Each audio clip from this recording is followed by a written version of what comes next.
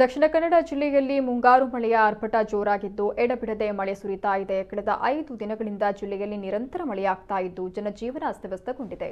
ಜೋರಾಗಿ ಗಾಳಿ ಮಳೆ ಸುರಿತಾ ಇರೋದ್ರಿಂದ ವಾಹನ ಸವಾರರು ಪಾದಚಾರಿಗಳು ಪರದಾಟ ಮಾಡುವ ಸ್ಥಿತಿ ಕಂಡುಬಂದಿದೆ.